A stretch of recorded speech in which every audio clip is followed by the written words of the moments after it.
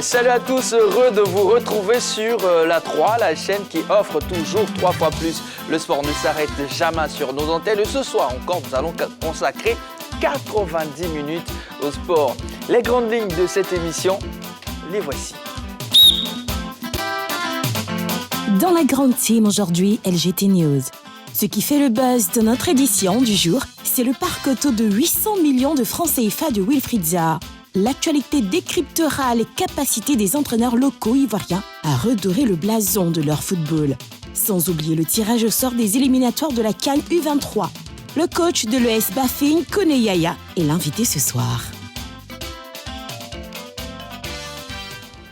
Les entraîneurs ivoiriens ont-ils les moyens pour relever le niveau du football local? Eh bien, c'est la question LGT de ce soir et c'est sur ce sujet que nous allons ouvrir le téléphone. Plus 225 27 21 59 93 99, je reprends. Les entraîneurs ivoiriens ont-ils les moyens pour relever le niveau du football local? Il y a également la page Facebook de la 3. Vous pouvez dès à présent nous laisser un petit commentaire concernant la question LGT. Et bien sûr, on a déjà des réactions comme la réaction de Bidon Victor. Il y a également monsieur Aboubakar Vikamara qui nous a laissé un message qu'on lira au moment opportun. Eh bien, le tour des informations de sport du jour après ce qui arrive.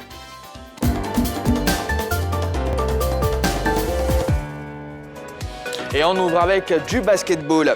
Ils étaient au nombre de 26 à prendre part aux séances de formation de la Commission fédérale des arbitres, marqueurs et chronométreurs de Côte d'Ivoire. Du 13 au 15 août, les stagiaires ont été instruits sur les techniques d'arbitrage de basketball. Les séances se sont déroulées sous la houlette de M. Hassan Kamate, arbitre international responsable de la commission arbitre et OTM du comité directeur de la FIBB. ATP Cincinnati. Pour son retour à la compétition après sa blessure abdominale à Wimbledon, Rafael Nadal n'a pu faire mieux que de s'incliner d'entrée au Masters 1000 de Cincinnati. Prévu du 26 au 28 août prochain, vont accueillir plus de 300 voitures historiques reparties en 9 plateaux. L'édition 2022 se déroulera pour le plaisir des amoureux du sport mécanique. Les organisateurs ont fait en sorte que l'accès au circuit soit gratuit. Les spectateurs pourront suivre la course depuis les tribunes. Les éléphants locaux continuent toujours de fourbir leurs armes dans la perspective des éliminatoires du CHAN 2023. En effet, en stage externe depuis quelques jours, les poulains de coach Aïdara Soualio affronteront ce vendredi la formation d'élite Sol FC. Ce match sera une façon pour le staff technique de jauger le niveau de ses joueurs. Rappelons que la Côte d'Ivoire sera opposée au Burkina dans le cadre du dernier tour des éliminatoires du CHAN 2023 le 27 août prochain à Yamoussoukro. Transfert, le Racing Club d'Abidjan vient de gonfler ses rangs avec l'arrivée d'un autre pensionnaire. Il s'agit de Fofana Yacouba, le très jeune prometteur attaquant venu tout droit de Sol FC aura la lourde responsabilité d'apporter une touche particulière à la division offensive du Racing. Fofana, qui a rejoint le groupe pour la préparation d'avant-saison, entend pleinement saisir sa chance. Mercato, l'avenir d'Éric Bertrand Bailly se discute actuellement du côté de la commanderie. Selon la Provence, l'international ivoirien est attendu à Marseille. Le défenseur vainqueur de la CAN 2015 serait l'atout défensif numéro 1 espéré à l'OM. Manchester United ne serait pas contre un prêt de l'Ivoirien, affaire à suivre. C'était les news sélectionnées pour vous ce soir, amis téléspectateurs. Vous faites bien d'être avec nous. En tout cas, bienvenue si vous nous prenez en marche. Et bien pour aujourd'hui, sur ce plateau, Mohamed Ballot. Bonsoir Jean-Baptiste. Oui, Roger Stéphane. Bonsoir Jean-Baptiste. Et Yves Boris V. Bonsoir Jean-Baptiste. Comment allez-vous? Ça va très bien. Avec un style atypique. Décidément, j'ai trahi la lutte ce soir. C'est ça. Je passé à côté. La bonne information. On va se rattraper très prochainement. Pour aujourd'hui, première halte, c'est ça buzz.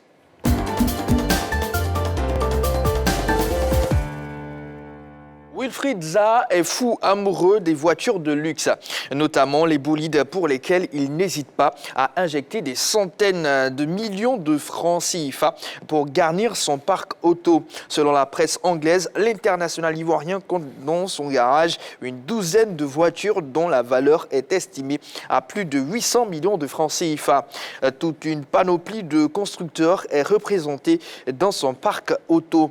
Récemment, sur son compte Instagram, le faux follet de Crystal Palace a fièrement affiché ses bolides, de quoi enflammer la toile. Alors, Wilfried Zaha, friand de véhicules, Balo, c'est votre cas? Vous aimez les véhicules?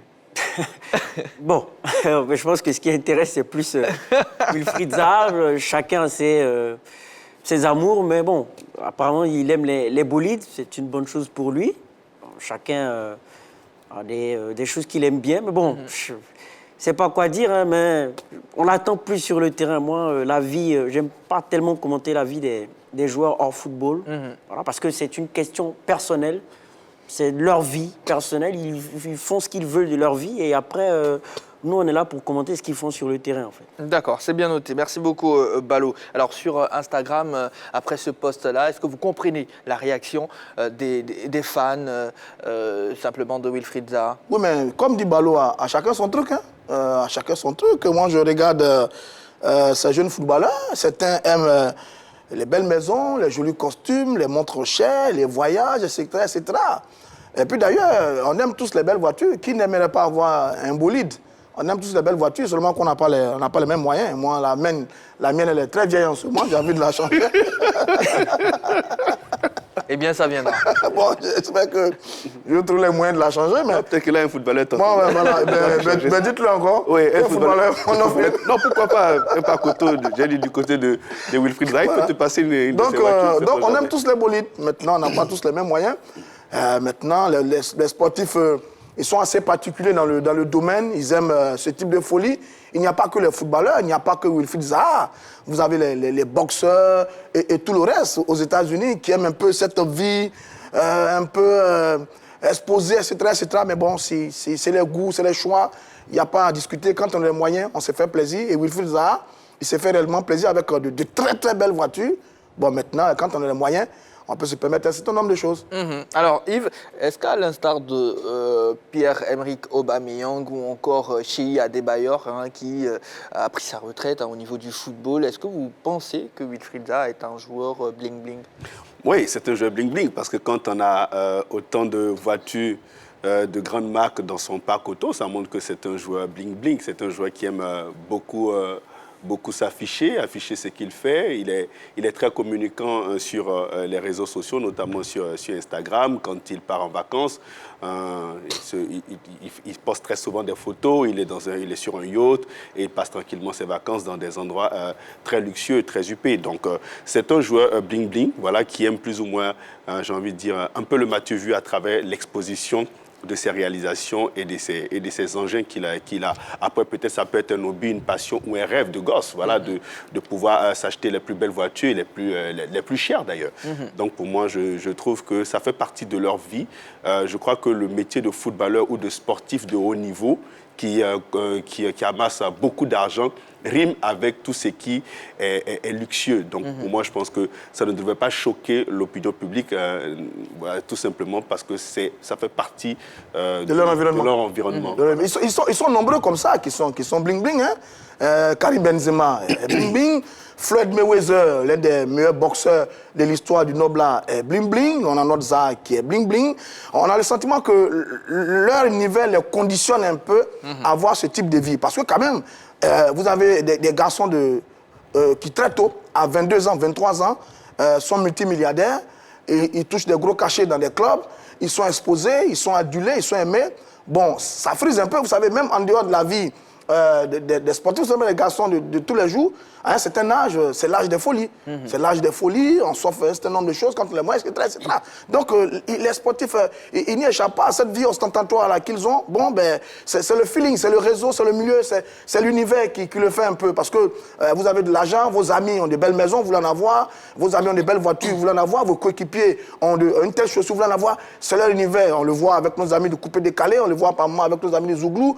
Oui, mais c'est l'univers qui fait un peu... Voilà, donc on peut comprendre, mais moi j'avoue que moi, ce n'est pas mon feeling personnel. Hein. Moi, j'avoue que cette façon de faire n'est pas mon truc, parce que moi, mes préférés, parmi tous ces garçons, c'est N'Golo Kanté, qui a une vie très rangée, très humble, très sobre. Sadio Mané, le Sénégalais également, très rangé, très sobre. Moi, je préfère ce profil-là. Mais en même temps, à chacun son tempérament, à chacun ses goûts, à chacun ses désirs. Certains, quand ils prennent des vacances, ils viennent de retrouver la famille au pays, au village. Ils partent du temps. D'autres préfèrent prendre des jets pour aller dans des grands pays. Donc, à chacun leur truc. Mais oui, c'est ça la vie. Quand on est riche, il faut qu'on accepte que des gens riches aient le droit de s'offrir ce qu'ils ont envie de s'offrir. Et Wilfried Zaha est très riche. Les footballeurs professionnels en Angleterre, il a beaucoup de moyens. Donc, évidemment, il s'est fait plaisir. Voilà.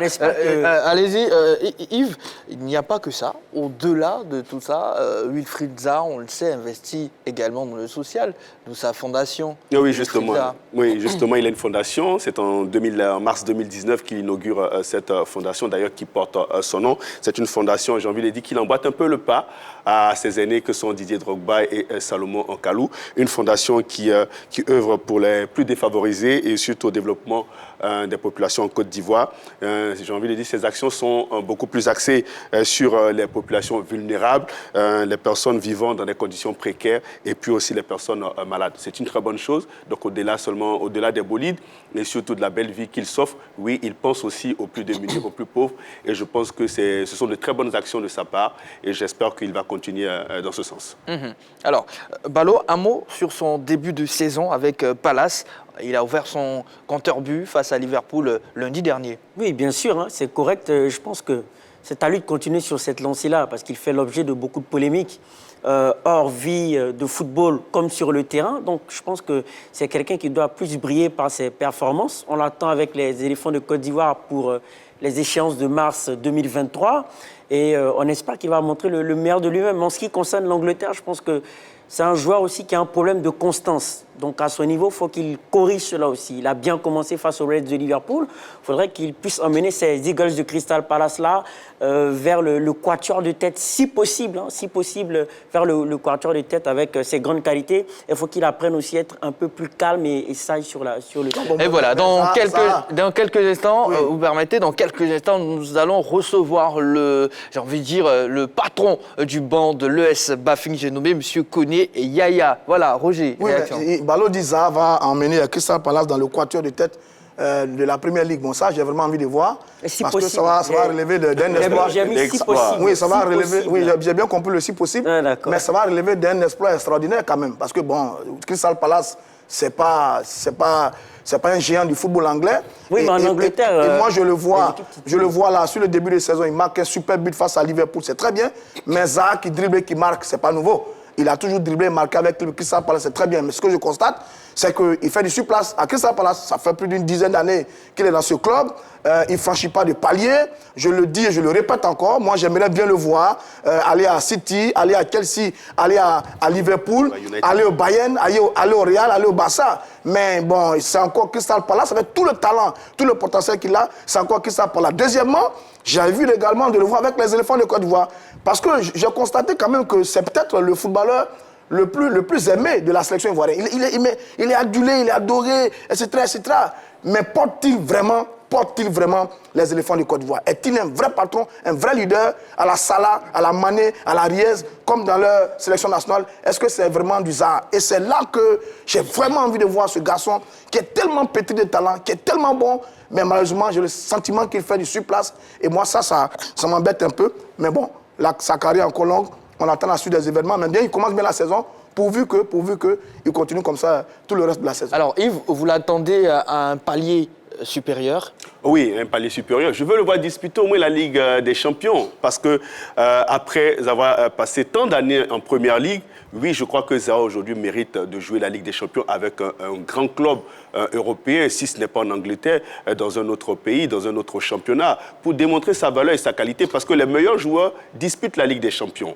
Et s'il a envie de se mettre au niveau de Salah, au niveau de Riyad Mahrez ou au niveau de Sané, oui, il faut qu'il dispute la Ligue des Champions. Il ne faudrait pas qu'il se contente seulement que de disputer la Première Ligue et puis la FA Cup. Non, je pense que ce n'est pas suffisant pour pouvoir atteindre un certain niveau. Et c'est là là où on attend Zaha. Parce qu'on regarde sa qualité du joueur qu'il a, il n'a rien à envier à un Sadio Mané, il n'a rien à envier à un Salah au niveau de la qualité du footballeur. Maintenant, c'est au niveau des ambitions. Est-ce que notre Wilfried Zaha a vraiment l'ambition de se hisser au plus haut niveau, comme les Didier l'ont fait, comme les Yaya Touré l'ont fait, comme les Salomon Kalou l'ont fait? Pour le moment, pour ce qui nous est donné de voir, ce n'est pas le cas. On ne le voit pas et Roger a parfaitement raison d'évoquer cela. Nous, on veut voir un Zaha en train d'être tranchant en Ligue des Champions, marquer des buts importants et puis remporter, pourquoi pas, ce trophée parce que des Ivoiriens l'ont déjà fait. Ça veut dire qu'il en est capable. Il faut qu'il se donne les moyens et les ambitions pour atteindre cet objectif. Alors, sur les tablettes, on peut voir que Chelsea s'intéresse au profil de Wilfried Zaha. Est-ce que vous pensez qu'il est bien entouré à Palace ou derrière, si l'opportunité se présente vraiment, il doit vraiment saisir cette chance-là? Maintenant, la question qu'on doit se poser avec le groupe actuel de Chelsea, est-ce qu'il a des chances d'être titulaire? C'est peut-être possible. Mais si vous êtes un choix de l'entraîneur. Oui, ça peut être possible. Ben, je pense que quand on regarde l'ossature de Chelsea, il peut prétendre à une place de titulaire, mais je pense qu'il ne sera pas dans le même confort qu'à Crystal Palace. C'est vrai que Crystal Palace est une équipe qui a du mal à monter, mais avec l'arrivée de Patrick Vieira, on sent qu'il y a un mieux. C'est vrai que Patrick Vieira est arrivé aux affaires l'année passée. Ben, je pense qu'il est en train déjà de faire un travail. Et à Crystal Palace, je pense qu'il a la latitude, il a la marge de manœuvre nécessaire. Il est bien entouré. Bien sûr. Bon, quand on dit bien entouré, pas comme à Chelsea, pas comme ça sera le cas à Chelsea, mais je pense que là-bas, il a les manettes en main. Alors qu'à Chelsea, il peut se frotter à des joueurs comme Raheem Sterling, ça peut faire l'objet d'une grosse concurrence. Donc, moi, je le préfère encore quelques années à Crystal Palace. Et tout à l'heure, Roger Stéphane parlait du fait que Crystal Palace, c'est un petit poussin. Attention, en Angleterre, ça part très vite. Leicester n'était pas dans le big four, mais ça n'a pas empêché Leicester, avec un bon groupe, de devenir champion d'Angleterre. Donc, ça peut être possible. Tout dépend de la politique emmenée à Crystal Palace, tout dépend de l'entraîneur nommé, tout dépend du groupe, tout dépend de l'effectif de Crystal Palace. Mais moi, en ce qui me concerne, je pense que ce n'est pas encore le moment pour aller à Chelsea. D'accord. Yves? Pour moi, c'est le moment. C'est le moment de partir parce que je trouve qu'il n'a plus rien à prouver dans cette équipe de Crystal Palace. D'ailleurs, une équipe de Crystal Palace qui, pour moi, défend plus et qui ne met pas en exergue les qualités de Wilfried Zaha. Parce que vous avez une équipe de Crystal Palace, quand elle affronte Manchester United, Liverpool, Manchester City, Chelsea ou encore Arsenal ou même Tottenham, c'est une équipe qui défend plus qu'elle attaque. Et bon, quand vous avez une équipe qui défend plus, vous, les attaquants de cette formation, vous avez du mal à vous mettre en exergue. Et je pense que Wilfried Zaha, aujourd'hui, il serait judicieux pour lui de partir du côté de cette équipe de Chelsea où il aura la possibilité de mettre en exergue son potentiel offensif. Je le vois bien sûr les ailes en compagnie de Sterling pour faire mal dans cette équipe de Chelsea. Il faut qu'aujourd'hui, ils prennent cette décision courageuse de partir pour évoluer, pour progresser. D'accord. Écoutez, si c'était un homme de défi, un joueur de défi et de compétition, il devrait pouvoir saisir la perche. Vous savez que Sébastien Haller, il a échoué à West Ham. Pourquoi? Parce que West Ham est une équipe qui défend. Pourtant, c'est un joueur à vocation offensive. Il est dans un groupe où il est réduit aux tâches défensives. C'est un peu la même chose avec Wilfried Zaha qui est obligé de partir de très loin quand il joue à Crystal Palace. Or, si vous êtes à Chelsea, vous êtes dans un bon groupe avec de bons coéquipiers, vous avez plus de jeu, plus de qualité, plus d'intelligence, vous avez une position préférable qui vous porte sur l'avant, donc vous êtes plus à même de faire des merveilles. Maintenant, s'il a envie de la concurrence, oui, qu'il aille se battre, qu'il aille se confronter à Sterling, qui est sorti de City, qui est à Chelsea et qui commence bien la saison, et qu'il aille pour monter d'un cran. Parce que s'il reste à Crystal Palace, ça sera du sur place. Voilà, ça sera du sur place, il ne montera pas d'un cran. À lui d'aller se confronter à des joueurs qui ont sa qualité, qui sont peut-être plus forts que lui, pour lui permettre de passer le cap dont on parle depuis le début de cette émission. Allez, merci beaucoup, messieurs. Koné Yaya, entraîneur du Bafing, sera notre invité dans quelques minutes seulement. On va marquer une courte pause, on parlera des entraîneurs ivoiriens et de leur capacité de relever le niveau du football local.